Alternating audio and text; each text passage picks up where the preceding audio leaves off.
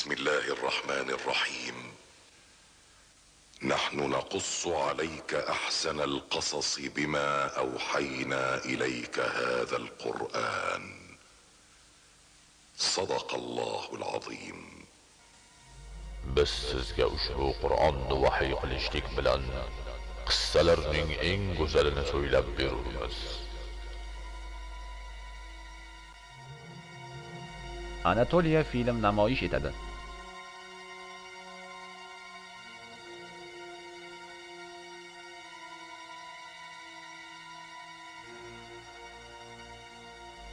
Hobil va Qobil.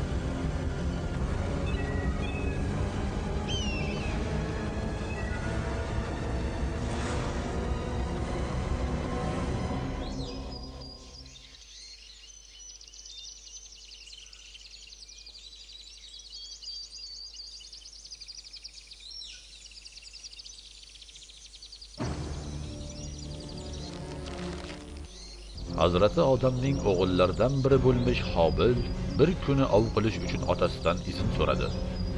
Otasi avvaliga Hobilga biror kori hol bo'lishdan qo'rqib bunga izn bermadi. Ammo Hobil hadeb iltimos qilavergach, rozi bo'ldi. Kun qoraymasdan ertaroq qaytgin deb uni ogohlantirdi. Hobil keng o'rmon ichida edi.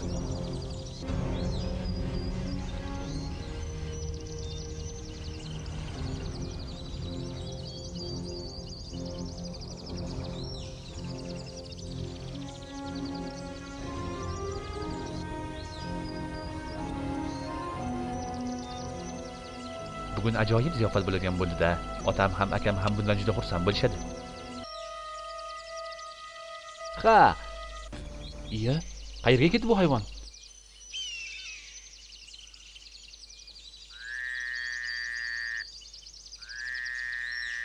Kiyik birinchi marotaba ko'rayotgan bu insonning nima qilmoqchi ekanini tushunishga harakat qilardi. Hobilning ta'jibi ham kiyiknikidan qolishmasdi. U hayratdan hatto ov qilayotganini ham esdan chiqardi. Salom go'zal ohu. Bir ozdan so'ng esa ikkalasi ham o'ziga keldi.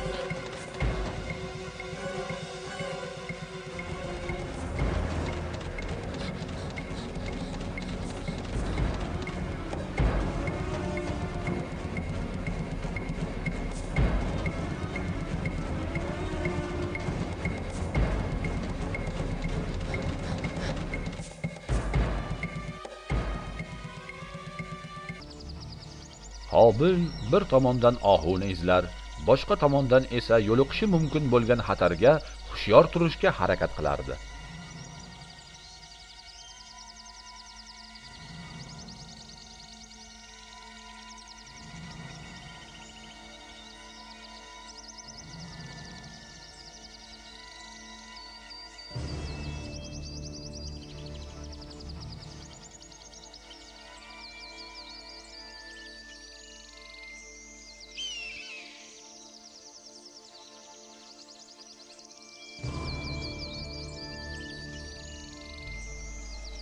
Nihoyat u ohuni topdi. Hobilning yuragi tezroq ura boshladi. Ohu uchun bu ov qanchalik qo'rqinchli bo'lsa, Hobilning shunchalik zavqi kelardi. Lekin ohu nimagadir qochmas edi. Demak, uni qochishdan to'sayotgan biron sabab bo'lish kerak.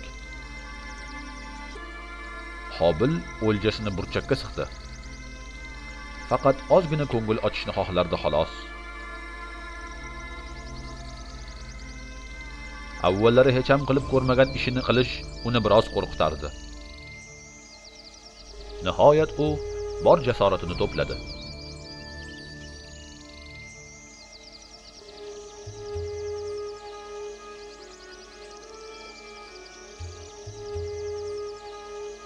Ohu esa go'yo boshiga kelgan narsani qabul qilgandek edi.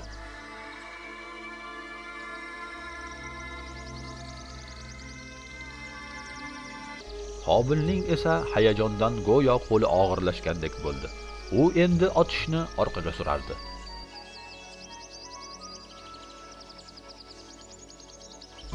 Jajji Ohuning paydo bo'lishi nafaqat onasi uchun, balki Hobil uchun ham ayni muddao bo'ldi. Bu bilan Hobil ham og'ir bir yukdan qutulgandek bo'ldi. Nimaga qochmaganingni endi tushundim. Naqadar go'zal.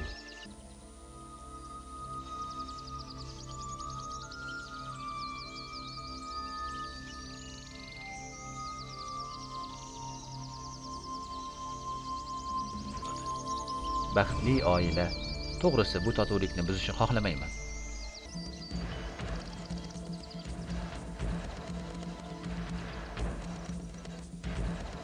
Iya, albatta bu oilaning qolgan a'zolari ham unchalik uzoqda emasdilar. Hobil o'z tashrifidan erkak bug'ularning ko'p ham xursand emasliklarini tushundi. Zotan uyga qaytish vaqti ham kelgan edi.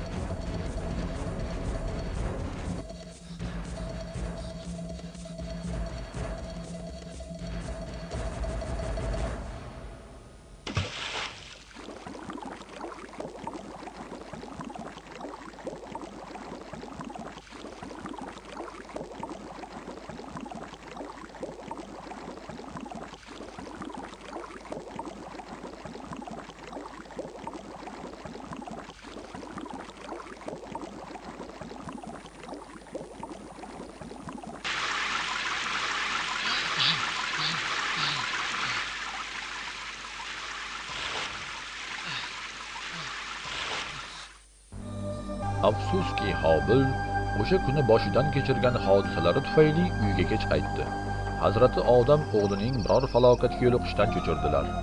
Odam alayhissalomning katta o'g'li Qobil esa ukasining kechikishdan xavotir olishdan ham ko'ra ko'proq uning nima tutib kelishi bilan qiziqardi. Chunki Qobil so'nggi payt Hobilga qarshi go'yo bir musobaqa boshlagan edi. O'zini mohir ovchi deb hisoblagan Qobil ukasining kichikroq o'lja tutib kelishini juda ham xohlardi. Aks holda ukasi Qobildan yaxshiroq ovchi ekani ma'lum bo'lib qolardi. Uning ich-ichini shu fikrlar qiynar edi.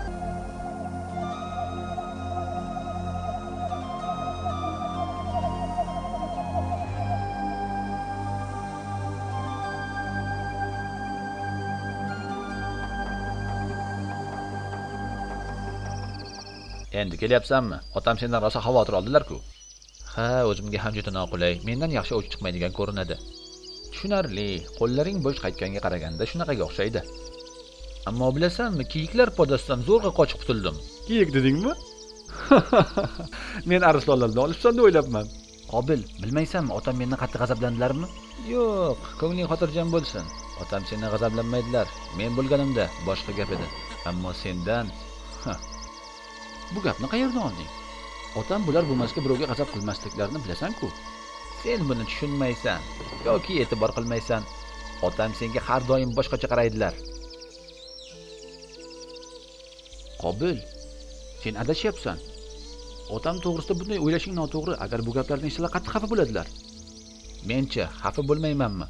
Men ham otamni yaxshi ko'raman, ammo sen nimani istasang qila olasan. Yoki meni ko'rmayapti deb o'ylayapsanmi, ha? Qobil, nimalar deyapsan?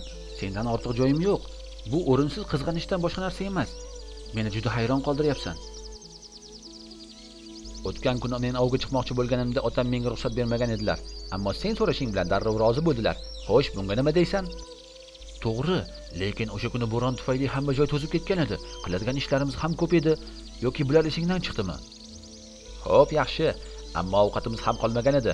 Ov qilib kelay desam, otam ruxsat bermadilar.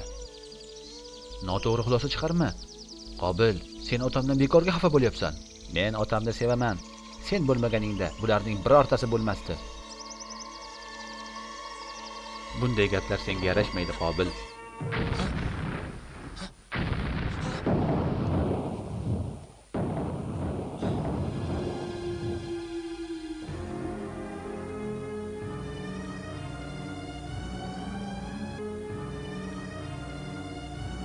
Qobil, boshimizga ham tushmasdan bu yerdan tezroq ketish kerak. Ketdik.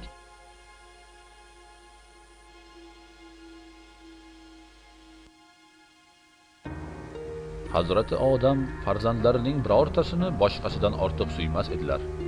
Qobil noo'rin rashk qilayotgan edi. Shayton va nafsi unga turli bo'lmag'ur fikrlarni vasvasa qilar, u ham o'sha fikrlarga qarab harakat qilardi. Hazrati Odam o'g'illariga vazifalarni bo'lib berdilar. Qobilning tabiatida qattiqlik va shafqatsizlik bo'lgani uchun unga dehqonchilik bilan shug'ullanishni tayinladilar. Qobilning tabiati yumshoq va rahmli bo'lgani bois uning chorvachilik bilan shug'ullanishini xohladilar. Aka-ukalar endi bir-birlaridan uzoqda bo'lsalar ham, Qobil ukasi to'g'risidagi noto'g'ri fikrlarni o'zgartirmagan edi. Shayton Qobilning yonidan hech ham ketmas edi. Otang ukangni sendan ortiq ko'radi. Uning kasbi oson, senga esa otang qiyin ishni bergan. Agar undan qutulmas ekansan, bu davom etaveradi.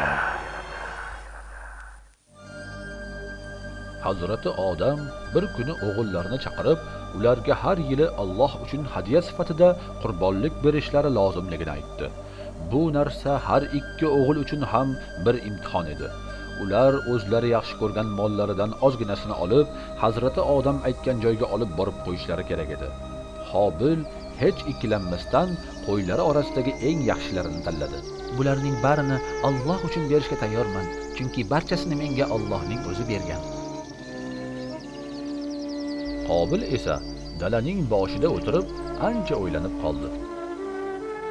Nega endi shuncha qiyinchilik bilan yetishtirgan hosilimni berishim kerak ekan?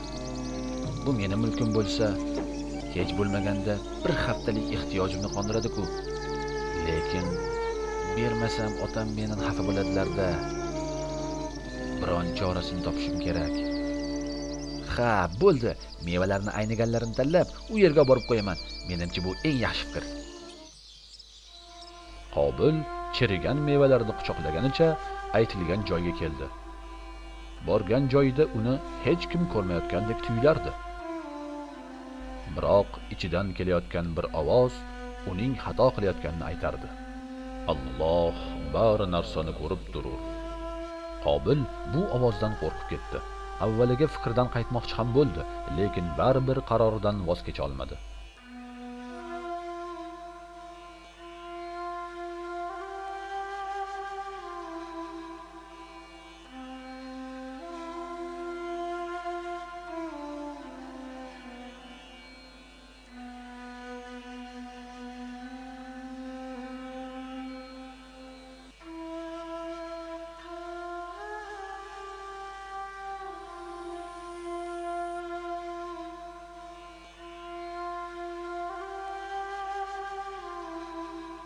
Ey Rabbim, bu qurbonligimni qabul ayla. Gunohlarimni mag'firat qil. Ota-onamni va akamni salomat saqla. Ko'p o'tmay Qobil xato qilganini tushunib yetdi. Zero Alloh barcha qilayotgan amallarimizni va qalbimizdan kechayotgan fikrlarimizni shubhasiz biladi. Hazrati Odam o'g'illarini chaqirdilar va ularga Alloh taolo Qobilning qurbonligini qabul qilganini, biroq Qobilning qurbonligini qabul qilmaganini aytdilar. Hazrati Odam Qobilga chiroyli nasihat qildilar.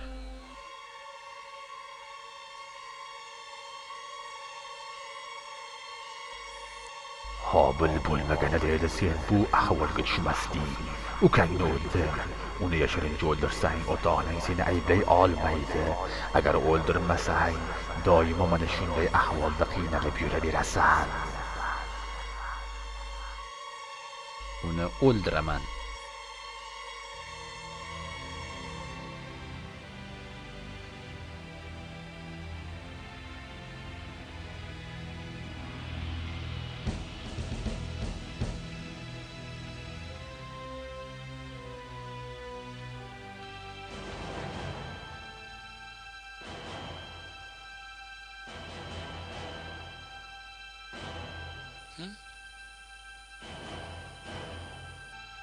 Salom alik yo'q. Juda xafa va g'azablangan ko'rinasan. Tinchlikmi o'zi? Seni o'ldiraman. A? O'ldiraman? O'ldiraman dedingmi? Bu hazil bo'lsa ham yaxshi gap bo'lmadi aka. Bu gap senga hech ham yarashmaydi Qobil. Sen anchadan beri o'zi o'limga sazovor bo'lib qolgansan. Nima? O'limga? Esingni yeb qo'yganmisan? Nimalar deyotganingni bilasanmi o'zi? Agar Allohdan qo'rqmaganimda edi, seni shunday urardimki, aqling joyiga kelardi. Biz aka-ukalarimiz, axir unutdingmi? Sen meni ukam emas, dushmanimsan. Oxirgi payt qiliqlaring hiqildog'imga keldi. Yetar endi. Qobil, senga nima yomonlik qildim? Yer yuzi ikkovimiz uchun ham bemalol yetadi. Nimani talashamizki dushman bo'laylik? Sen meni o'ldirmoqchi bo'lsang, men seni o'ldirish uchun qo'limni ham ko'tarmayman.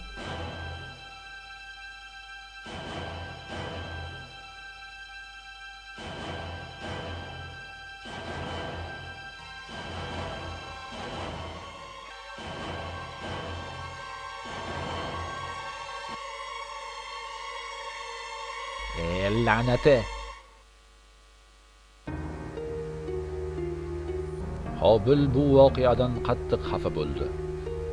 Akasi Qobilni hech ham o'zidan bunchalik nafratlanadi deb o'ylamagandi. Qobil baland cho'qqilarga chiqishni yaxshi ko'rardi, chunki u yerda dam olardi, rohatlanardi.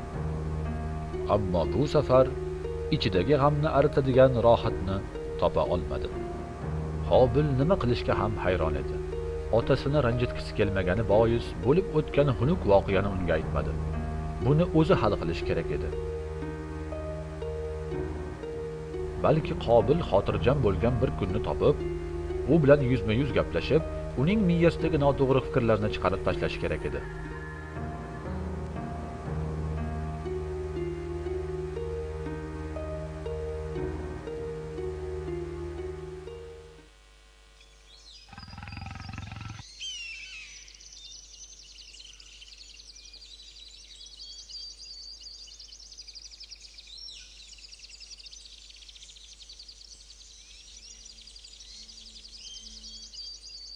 Sen ham biror narsa eshityapsanmi, Qobil?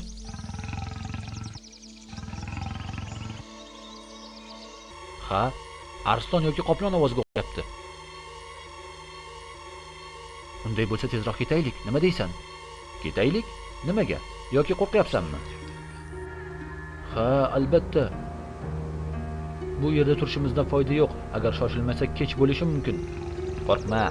Balki bu yerdan o'tmasligi ham mumkin. Qochishga baribir ulgurmaymiz.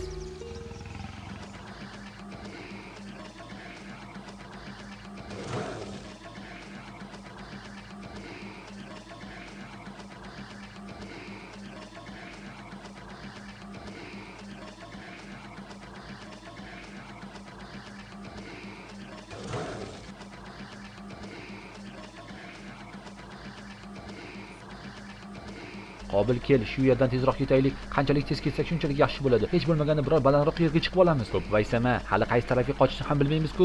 Balki arslon bir o'zi ham emasdir.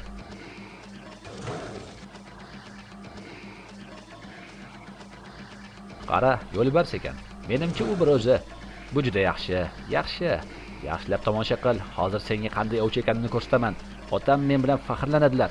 O'rmondagi hayvonlar ham meni ko'rishlaridan o'zlari olib qochishadi. To'xta Qobil, bu juda xavfli. Tort qo'lingni.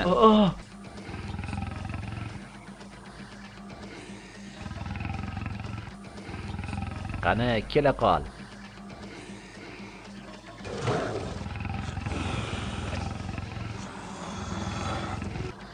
Senga kimligimni ko'rsatib qo'yaman.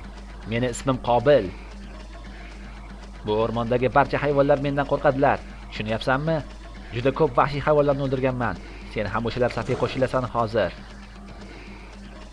Meni tushunmayapsan shekilli. Tushunmayapsan. Ishlaringdan munchoq yasayman.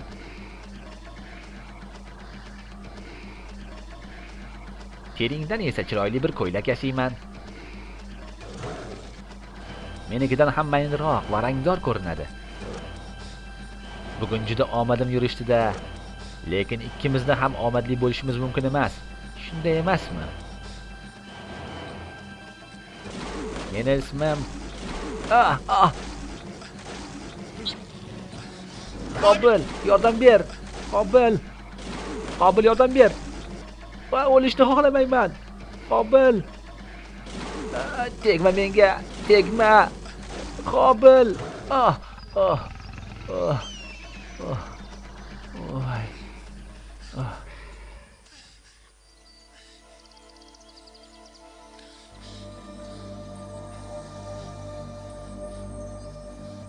Oldingda qarzdor bo'lib qoldim. Bir kun albatta uni qaytaraman. Lekin iltimos buni aslo otamga aytib ko'rma. Bo'pti. Nima desang shu?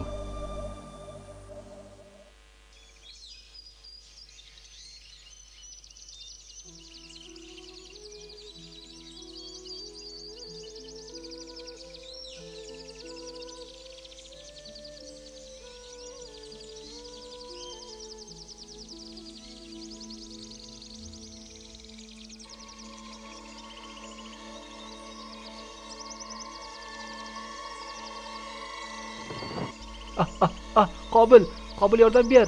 Yog'ochni ushla. Qobil, yog'ochni ushla iltimos. Iltimos, yog'ochni ushla. Bo'lmasa yiqilaman. Qobil. Iltimos tezroq bo'l, Qobil. Qobil, meni eshityapsanmi? Qobil. Qobil yordam ber. Qobil yordam ber. Qobil yordam ber.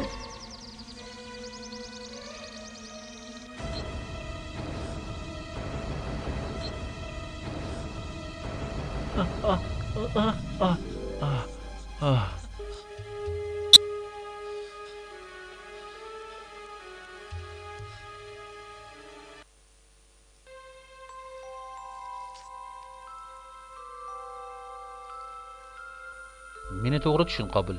Sendan bir narsani so'ramoqchiman. Bugun nega menga yordam bermading? Mendan shunchalik nafratlanasanmi? Yo'q, avvaliga yordam bermoqchi bo'ldim. Keyin mashaqqatlarga yolg'iz kurashishni o'rganasan deb bu fikrimdan qaytdim.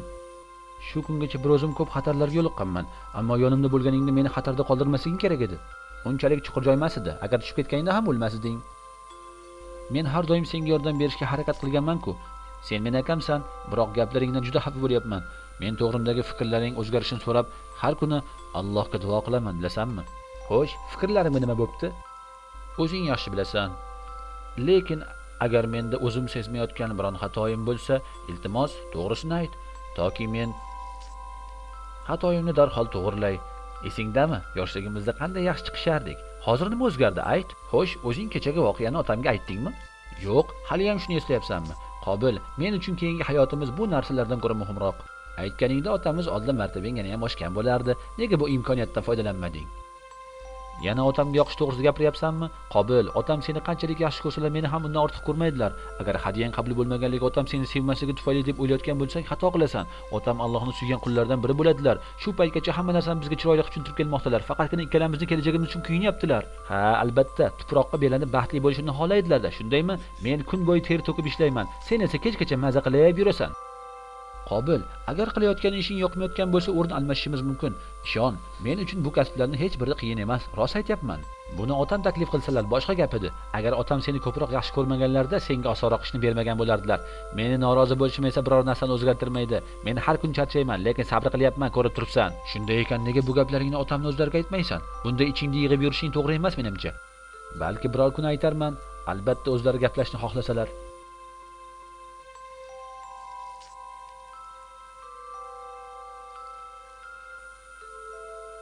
Qobil akasining g'urur va kibrga to'la fikrlari uni yengib qo'yishdan qo'rqa boshladi. Chunki qancha tushuntirmasin, Qobil zarracha yon bosmasdi.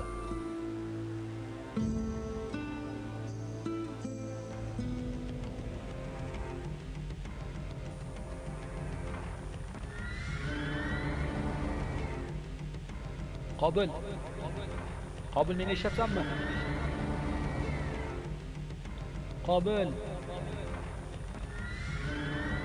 Qobil, uyg'onsang-chi. Qobil, bu yoqqa kel. Qobil. Qobil, uyg'on. Qobil, tezroq. Bu tarafga so'z. Uyg'onsang-chi. Bu soldan tush. Olovga ketyapsan. Qobil, uyg'on, iltimos. Qobil. Qobil, men tarafga so'z.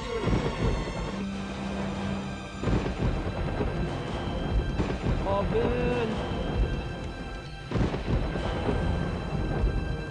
Qobil, yo'q, tush u soldan.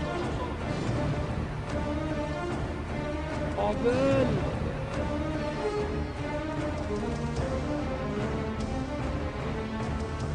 Qobil, yo'q, tush u soldan. Qobil.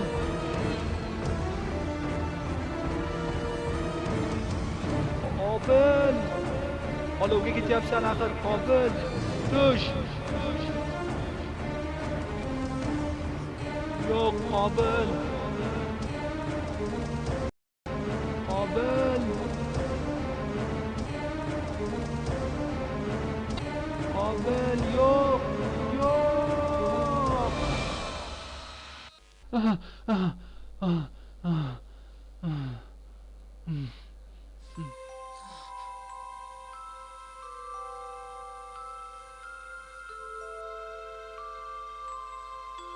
Bugun inson ilk jinoyatga qo'l uradi.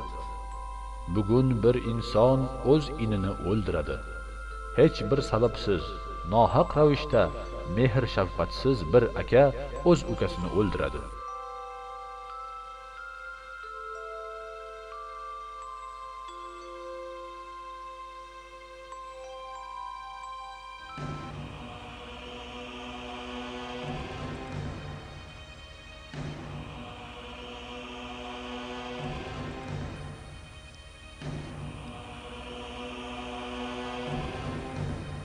Bo'lmag'ur fikrlaringni hali ham kallangdan chiqarib tashlamagan ko'rinasan, Qobil.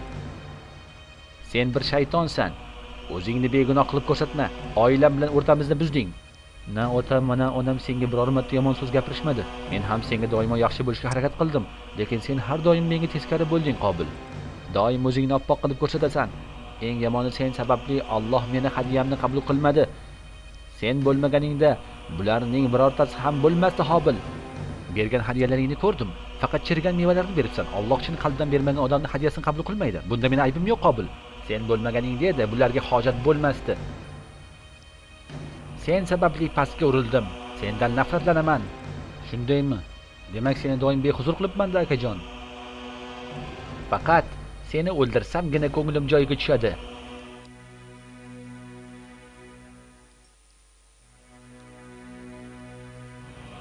Tilagim, bolalaring ham o'zing kabi qonxo'r bo'lishmasin. Sen oila munosabatlarini buzuvchi ikkiyuzlamachisan. Sen o'zim uchun ham, avlodim uchun ham xavfli odamsan. Unday bo'lsa, o'zingni gunohlaringga mening ham gunohlarimni qo'shib jahannamga kirishingni xohlayman. Chunki nohaq odam o'ldiruvchilarning jazosi shudir. Yetar ortiq, yetar. To abad ovozing o'chsin.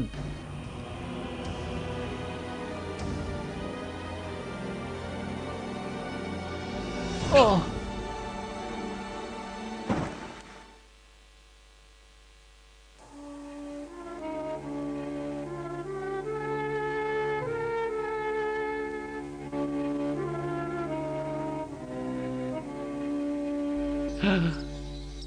Nimalar qilib qo'ydim?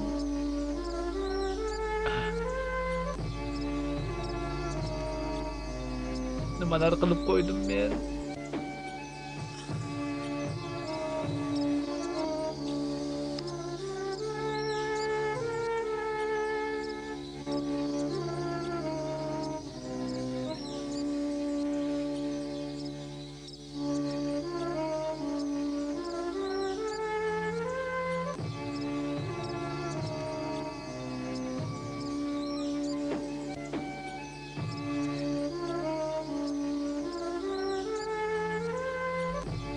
Endi Qobilning yer yuzida qizg'anadigan nafrat qiladigan, yomonlik qilishi mumkin bo'lgan ukasi yo'q edi. Butun dunyo uning bir o'ziga qolgan edi, yakka-yu yolg'iz va chorasiz. Qobil juda chiroyli hayot kechirdi. Akasiga doim yaxshi munosabatda bo'ldi. Ilk o'lgan inson bo'ldi. Ilk o'ldirilgan inson bo'ldi. Shahidlarning eng avvalgisi bo'ldi. Jannatni eng birinchi qo'lga kiritgan inson bo'ldi. Qobil yaxshilik ramzi bo'lib qoldi. Qobil esa yomonlik.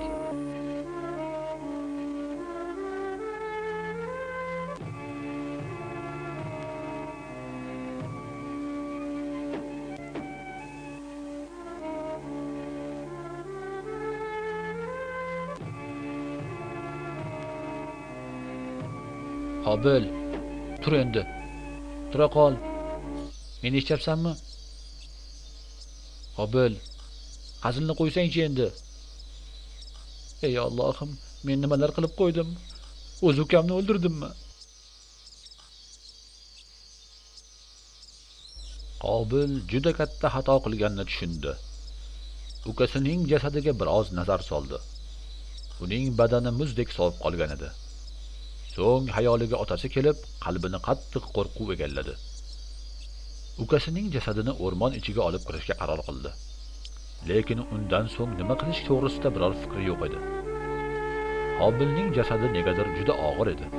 Jasadni tortgancha imkon qadar ichkariroq olib kirdi. Qobil gunohini yashirishi kerak edi, ammo qanday qilib?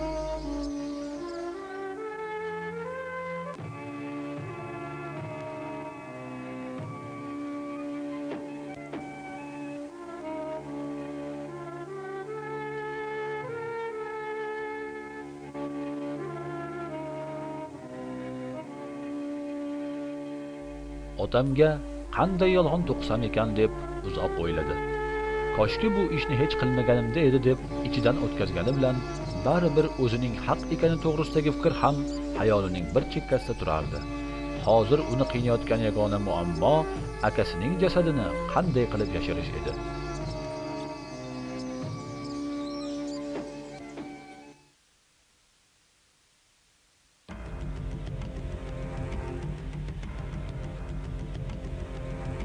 Qorong'u tushishi bilan o'rmon ham go'yo o'z go'zalligini yopgandek edi. Qobilning qulog'iga turli xil ovozlar eshitilardi. Go'yo daraxtlar va qushlar ham qotil deb baqirayotgandek edi. Bu ovozlar uning aqlidan ayrishi mumkin edi.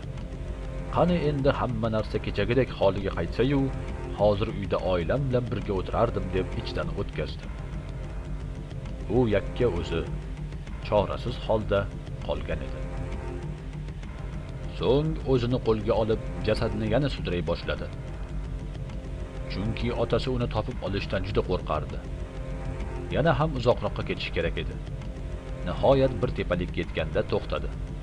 Qobil bir tarafdan juda charchagan bo'lsa, ikkinchi tarafdan ko'ngli ham ayniy boshladi.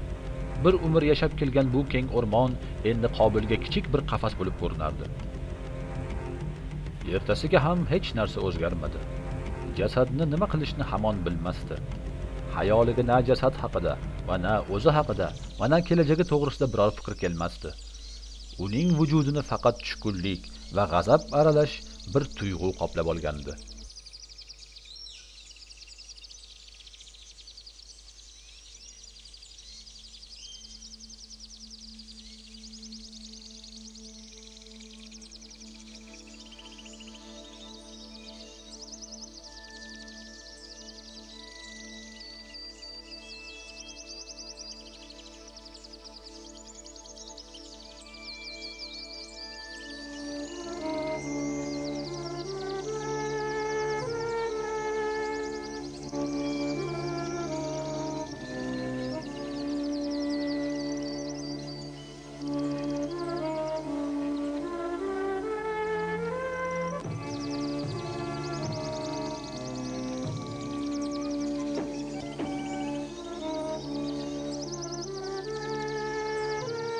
Holimga voy, nahot shu qarg'achalik ham bo'la olmadim.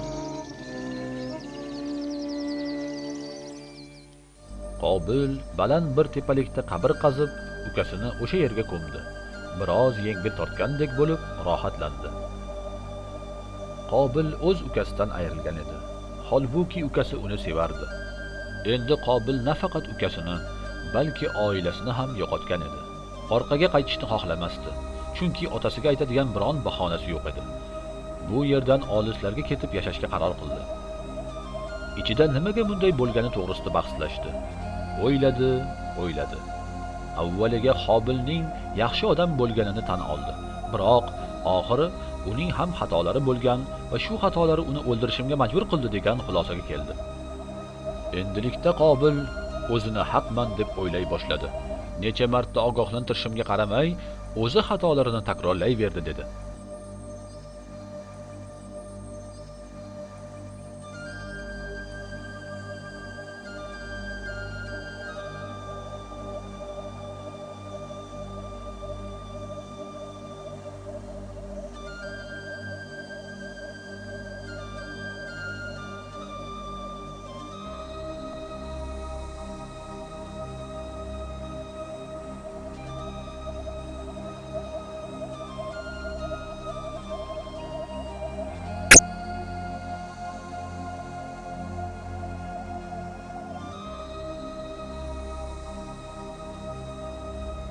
Qobil xatosini qabul qilishni istamasdi. Shuning uchun u qolgan hayotini otasidan uzoq yerlarda kechirdi. Qobil ilk jinoyat qilgan inson bo'ldi.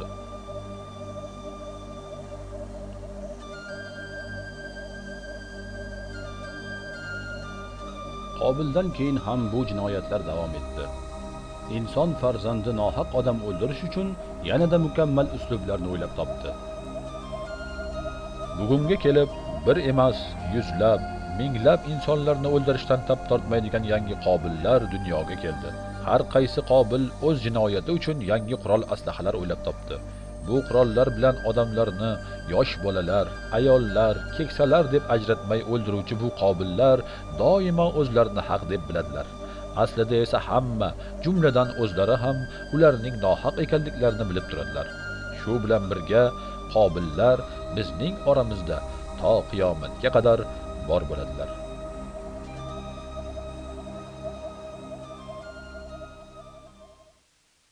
Bismillahirrahmanirrahim.